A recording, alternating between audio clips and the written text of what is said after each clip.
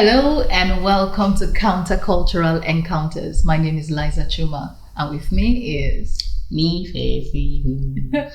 Today we're discussing something that is really dear to our hearts. But God did say. And the reason this conversation is important is that we've heard people say, don't start a conversation with God said, because it sounds like you're blackmailing the person. Did God say you should marry this person? Did God say you should get the job? Did God say? Did God say? Did God say? And the implication of those conversations is that we've come to a place where we either don't trust that God has said when God says to us, or we feel the need to defend the God who has said what he said.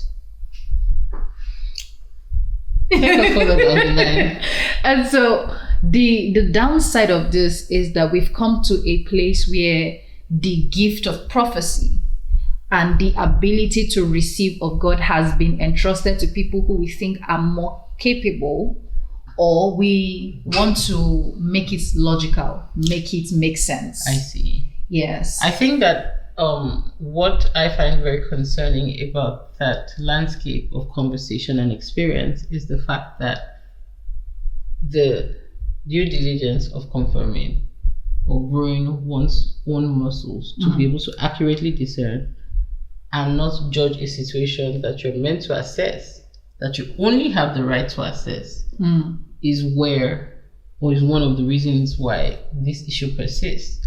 Because somebody comes to you and says, God said, and you immediately say, God did not say or God cannot. Says who? Where did that come from? Did you honestly test the spirit? I feel like it's closely linked with the converse of it, which is that there's disappointment when someone gives you a word that you like or a good word, and you didn't go back to, did God say that would happen? And then you're disappointed because it didn't happen. But you never went back because you didn't think it was something worthy of even checking back, or again, like I said, exercising your own muscles to discern if this was from God or if it wasn't. And that leaves a trail or a generation behind who don't believe in what God has said, who don't put the weight of their obedience and faith behind the word they're sure God has spoken, whether in the Bible or even in God speaking to them directly.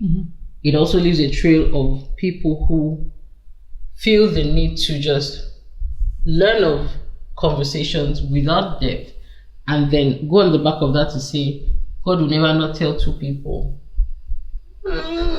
Says who? The Bible doesn't tell us that God visited Elizabeth.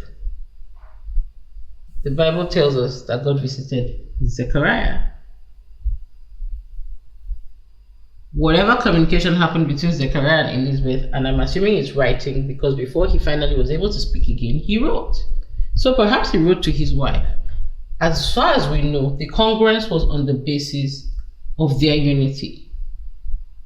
There's Manoah and his wife, that's Samson's parents, who only the wife was visited first. But the man was humble enough to pray and say, Lord, send the man of God to us again to teach us. So he was open to hearing the word and for the word to be explained. Ooh, so we have words that are unexplained words. Which is part of why many people have misunderstood and thrown the baby with the bathwater away, because many people don't have the disposition of, Lord, you've spoken, teach me what this is. I remember there was a time when the Lord spoke something to me and I saw what the Lord was saying in writing. And I said, oh, what does this mean? And I actually heard in my spirit, it's a verb, go and do. Okay. But it was important because that word also exists as an adjective. So the context of the interpretation was important, because if my disposition would have been to consider it as an adjective and not a verb. Now, if that word was subject to someone else's scrutiny or processing, it would seem like God doesn't talk like that, or God didn't say that. But God did say. But God did say. So from what you've said, we are not going back to work the word. How do we work the word? How do we go back to inquire of the Lord? this thing this person came to say to me, is it true? Did you say it? Inquiry is big English. Inquiry means ask. God, did you see? If you believe God is big enough to defend himself, ask him. If you believe that God can speak, ask him. If he can't speak. But there is no reason why you haven't asked and you have concluded that they never said. In fact, I'll tell you a funny example. When I was really little, I had this cousin who loved me very dearly and she was very firm. And then we had a new housekeeper. One day, my cousin had gone out, but she had left a token for them to buy bread and Fanta. At the time, I loved bread and Fanta. So when I got back from school, I saw some money where we normally kept change for random expenses at home. And so I said, this change fell. I said, by the way, I just remembered I was asked to buy bread and Fanta for you. And I insisted that she could not buy the bread and Fanta for me because I thought she was misappropriating funds. I just couldn't believe that it was not my birthday. It was not a public holiday. Nobody gave birth. Nothing special happened. You are telling me that they just happened to leave money for me to have bread and Fanta this glorious day. Why? And so because I didn't believe that I earned it, because I didn't trust what that person was saying, I wouldn't take the risk. And so later on when my cousin got back, guess what? I never asked her if she actually did. Whoa. So she was I would assume you would have cost her the door with exactly, this question. I didn't even. Because I didn't have that more belief or trust in what I had been told. So I wasn't willing. I had that disposition of, there's no need to even inquire. So she was the one who raised it with me to say, did this person tell you so? So I was like, yeah, by the way, yes. I definitely told her not to. She even went against my instruction to buy me the bread and Fanta and offered me against my will. And I said no. I said, but I did ask her to buy it for you. And I thought, okay. And so applying that seemingly simply human interaction, we have that same disposition, but toward God of all gods. Now, perhaps my cousin didn't have the track record at that time of giving me random treats. But if we take it a step deeper, if it was someone whose loving disposition in that regard I was more familiar with, I may not have been as resistant, even if that person had lied. If they had said maybe it was the aunt who always bought sweet treats, or it was a specific sweet treat that my mom always gave me, I may not have thought that this person was deceiving me. So in a bid to protect ourselves from deception, we have stepped into a new deception. Yes, because we haven't figured out that the first thing we must solidify is trust. And how do you build trust and come to a place of trust and conviction? It's a willingness to get to know the other person. How do you get to know the other person, who is God in this case? You get to know him by the word. You get to know him by fellowship. You get to know him by relating with him. Ergo, God, did you say? And giving him the room to actually, like Manoah asked, tell you and teach you. Because the application of the word is not left to your discretion. In fact, what he's introducing to you is something that you clearly didn't think of before. So no matter how basic it seems, you should have the disposition to then seek to understand, actually, what's the meaning behind what he says. One of the things I really love in the scriptures is that every time God asks a question, even when you're correct, you're like, yeah, you seem right, but this is the meaning. It's like, this is what you don't know that this means. This is the depth of what I'm trying to say to you. Your answer is shallow, in a sense.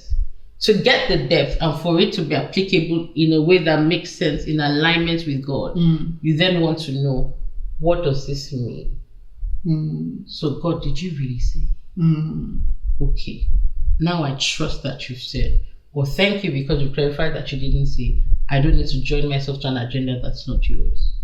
But the moment we don't make those inquiries and we label those things wrongly, we need to realize that we're immediately endorsed another agenda. We've stepped out of God's place. God's More will. importantly, When God's will is not being done, whose will is being done? Okay. From this part of this conversation so far, one thing I have found out is that I cannot outsource my ability to hear God. Absolutely not. It doesn't matter how much I respect this person, who I think they are, how much I think they know, how much I value their opinion does not become the word of the Lord. Mm-hmm. And for some of us, because we have struggled with authority figures before, we think submitting our ability to hear is humility. Mm-hmm. So the Lord comes to Jeremiah some people say Jeremiah was about 17 when he became a prophet. Mm-hmm. The Lord comes to him and says to him that I have called you, I have ordained you as a prophet to the nations. And Jeremiah says, oh, I'm a child. The Lord says, say not that you're a child. Very recently, I was thinking about it. Jeremiah was a major prophet. If you read the book of Jeremiah, the things that young man was saying were things so heavy that even at 40 on a platform, I don't think I want to say some of them. Mm-hmm. Yet, if you read Jeremiah 1:17, Jeremiah already has heavy things to say. And we would have said to him, no, the Lord cannot leave these people and come and speak to you. You know, Jeremiah 1:17, 18, and 19 are such strong verses because God says, stand at attention while I prepare you for your work. I'm making you strong, impregnable like a castle. You'll be a one-man defense system against priests, against rulers. So in the order of priesthood, you would think that a prophet is like them, like their peers. And God is saying, yeah, no. They may consider you a peer. I don't consider you their peer. So when you subject what I say to you, to them, there's a reason why I'm raising you as a one-man defense system. And here is the balance. The reason why you cannot outsource it is that the only way you can discern whether you're being deceived or not is having cultivated the ability to know who is speaking. Even God himself has fruits. So you will know, for example, that as you continue to see, you begin to understand that the reason why God is saying, I'm making you a one-man defense system, is that of those people, he has not found somebody who can come out of those groups and be separate and do his work. So now he's needing to raise a one-man system against all these systems. He says against the culture, against the systems. God did say. Yes, and God said they will come against you. He's promising you that they will come against you, but I'll protect you. So I'm making you like a castle. I'm making you as hard as steel. That's no joke. I'm making you a reinforced instrument of war. Inside and outside, you gotta be tough. Because this, and this. And so you begin to see that as God teaches you, because that's the teaching we're talking about with Samson's father, right? As God was teaching Jeremiah, you begin to see that God was teaching him. And so you can say, God did say, because the teachings were consistent with God's nature. If we compare what Satan did with Jesus during the temptations, it was a matter of, did God really say? And Jesus had to say, while these things may be facts, because Satan said to Jesus, it is written. And Jesus said, it is written too. How is it is written canceling it is written? Does that then not mean that the word is contradicting the word? No. Because Jesus taught us something that at some point you then discern that the fruit that is being offered is not consistent with God. And that's when Jesus says, I get it. Get thee behind me, Satan. This is not about it is written. This is about the fact that I have come to the point where you are to be rebuked. Where this is not a bargaining matter. Where I'm not subjecting what God has said, what I know. Because remember that he had been with God fasting and praying, right? And now in this testing, he's saying, oh, I see it now. When you ask me, did God really say? It's not up for discussion. This matter is not about did God really say. I don't even have time to go back and forth with you about what God said. Because I am clear. I don't need to prove that to you. The person who needs clarity is me. I'm clear. I don't need to give you clarity about it. And so, if we take Satan out of the equation and replace that with a man, that man too should go and find out if God really did say. If you're serious about the business, if I tell you God said, it's your responsibility to go and find out if God really did say. It's not entirely on me, because I can say God said, and God did say, but until you have that conviction, you may not be able to function in what God has said. Until you know the detail in which God is speaking. So I come to you and I say, God said, based on the almond tree. What did you see? I see an almond branch. Yeah. Did God say? Yes. When I go to pray, though, I find out, almond branch means I'm watching my word to perform it. And so now that I have that context, I approach that conversation differently. It doesn't mean I have to go and buy an almond tree. Exactly. But imagine that you didn't say you saw an almond tree. You start by saying, the Lord said He's watching over His word. But the picture in my mind is a clock, because you're timing what you're doing. So therefore, the picture in your mind is an almond tree. Now, the reason why the picture in my mind is probably a clock is because I have subjected what you said to my interpretation. How we know the Spirit is one is that when I go to God, God says, yes, there's an almond tree. So when I come up to Him and say, anything about an almond tree, we're like, that's how the Lord started that conversation with me. There will be oneness, there won't be confusion.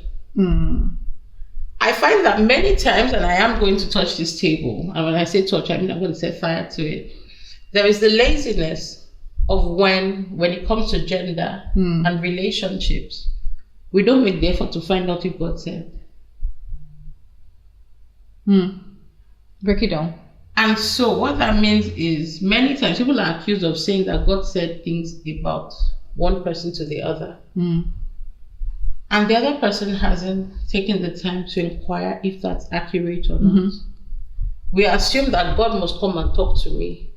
If Manoah had that disposition, maybe the angel would never have come to give him instructions, because the instructions were already given in detail. And it was clear. It was clear. It was clear. The reason why he was given was that God honored that request. I'll give you another example. There's the example of the old prophet and the man of God. Okay. God gave him his marching orders. Yes. Go deliver the message. When you get there and you finish your job, go back home. Don't stay to eat. Don't stop. Go straight home. He left, but he didn't go straight home. And so what he should not have encountered him where he stopped to rest. He should have gone to rest at home. Should have slept inside the transport home. And when the man of God, and the Bible is so beautiful, we're not left to assume it. The Bible clearly tells us, and the man of God lied. The same prophet who heard the first instruction from God didn't go back to God to say, so have you updated this instruction? Ooh, so and even if an instruction changes, it is God's place to update me on this new instruction. Assuming he's updating you to the man of God, it's your place to say, Lord, you're updating me, right? Or are you updating me? And to wait for the answer. What happened, for example, in the Garden of Eden was that when they realized they were naked, they didn't wait on God for covering. They filled the silence with covering that did not cover them. And God is like, you're still naked. Let me actually cover you in a way that's meaningful. And so God made coverings for them. Speaking of covering and silence, I think what covers the silence of our did God really say is grief. And fear. Fear, because some people genuinely are afraid of confronting the potential of the fact that if God really did say, then they may need to rise up.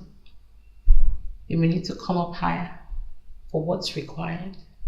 So, for example, if God said to any woman what he said to Mary, you're going to have a child and you're going to have grief on account of this child. Some women will be like, do you know what? I was cool until you said that. Some men will say, I was cool until you said that. Like, I would have this baby, the shame and all, that's fine. But that you mean this child will not be taking care of me in old age, that would find someone else to do the job.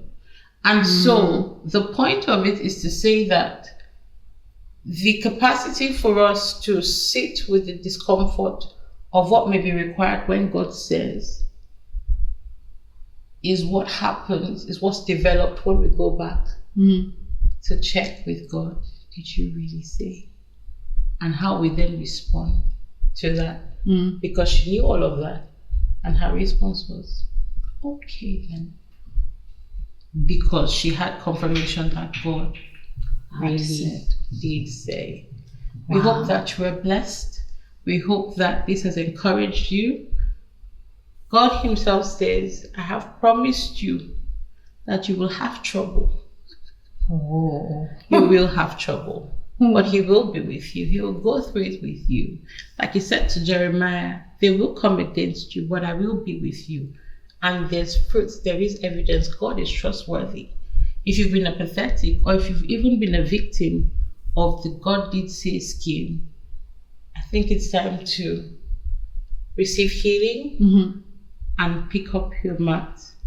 Get on the journey again. Build an intimacy that is deception proof and soar in your journey of faith, so that whatever the Lord says, you can say, be it to me according to your word.